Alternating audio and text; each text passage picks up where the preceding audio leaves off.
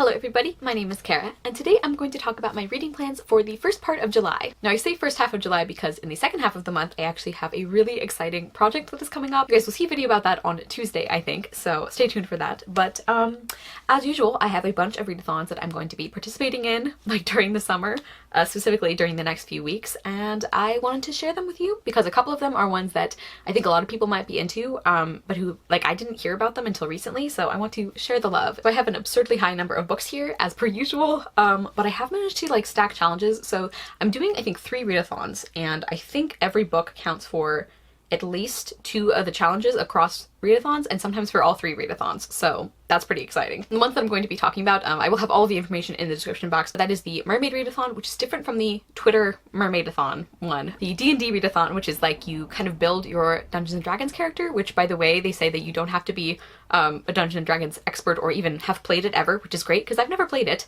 but it looks really fun. I love those readathons where you kind of like achieve goals and you like build characters or you build like parts of a story and things like that. And then the other one is the Medieval-A-Thon, which sounds great because I love fantasy. So here we go. So because the highest number of challenges are from the Dungeons & Dragons Readathon, those are kind of how I'm going to structure this this TBR video here. So the first thing to know is that you have to complete all 3 of the challenges in a particular category in order to be able to choose that race for your character. But if you have at least one of the challenges completed, then you can choose a companion that is that species as you get farther into the rounds of the readathon. The hosts explain it much better. I will, again, link all of the information down below. But basically what that means is there are several species where I want to read all the books because I might want my character to be from that, that race. And then there are a few that I'm just going to do one from because I would like the opportunity to have a companion from that race to help me win the game. I don't know. What do you do in Dungeons & Dragons? So one of the races that I want to keep a spot open in case I decide I want to play as that race is half-elf. And the first challenge is to read a translated book, and I will be reading Red Mantle by Maria Turchaninov, translated by A.A. Prime. This is one of my favorite ongoing series, and I'm really excited to read this last book, but I'm also like kind of sad that it's coming to an end. But I have talked on and on about how wonderful this fantasy series is. The second challenge is to read a book that has only one point of view, and I will be reading The Shadow Throne by Jennifer A. Nielsen. This is the 3rd and final book in the False Prince trilogy. So far the first one is still my favorite, but I do want to finish the series and see how everything goes. And then this also counts for the Medieval-A-Thon challenge to read a book where a character is, I think, competing for a throne or something, and that's kind of the general premise of this series, is the main character, Sage, is competing for the throne. So and the 3rd challenge is to read a book that is from a country that you haven't visited yet, or that is set in a country you haven't visited yet. And I'm going to keep that one open. I'm not sure what I'm going to read for that. I have a couple of options, but I'm also a mood reader, so I'm going to decide that later. And then for Elf, the first of 3 challenges to read a book less than 200 pages, and I will be reading Thirst by Mary Oliver. This is a very short poetry collection. I really love her poetry, and I thought this was a wonderful opportunity to read some more of her work. Sometimes you just need some Mary Oliver in your soul, and that's kind of the mood I'm in. The next challenge is to read a book over 25 years old, or at least 25 years old, and I will be reading The Princess and the Goblin by George MacDonald.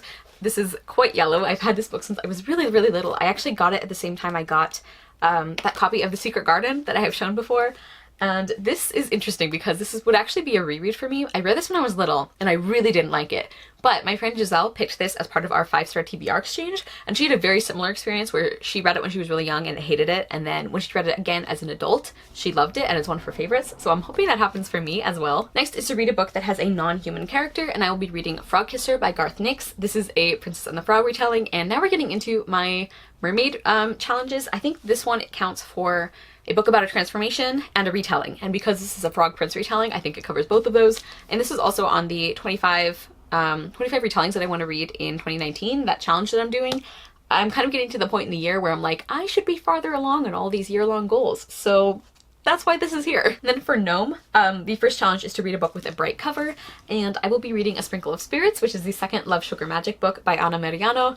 I really loved the first book in the series, and this definitely has bright spine, bright cover, back cover. This is about a Mexican-American girl named Leonora, and her family are like cooking witches, and I'm sure her shenanigans continue in this book. I've heard wonderful things from my friends who have already read this one, so I'm really excited to get into it. The next challenge is to read a book that you predict will be 5 stars, and I decided to take this pretty literally and choose one of the books from my 2nd round of 5-star TBR predictions. Do you guys remember that? I did that a long time ago, and I still haven't read them. So that is Tosh Hearts Tolstoy by Catherine Ormsby. I won't go into the synopsis of this one, but it is supposed to have a sexual rap, which is really great. I've since heard like kind of bad things about this book, so I don't know if this would still count as a 5-star prediction, but at at the time it was, so I'm gonna count it. The last gnome challenge is to read a book that you have heard is underrated or underhyped.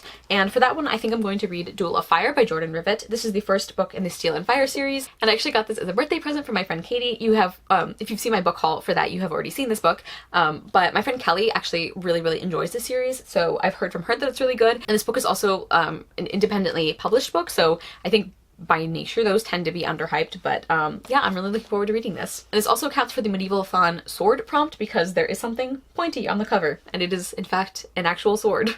And the last set of prompts that I want to complete all of them, because I might want to choose my character as this species, is Halfling.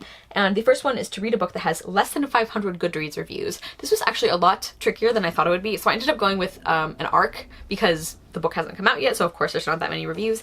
And that is Lalani of the Distant Sea by Erin Entrada Kelly. This is an own voices book that deals with, I think, Filipino folklore and mythology, and I am just really excited. I've heard that the main character, Lalani, is very much like an ordinary little girl who ends up having to do extraordinary things. Like, she's not the chosen one. She's just a normal person who decides that it's her job to like do something and to make the world better. And I just love characters like that. So I'm really looking forward to this one.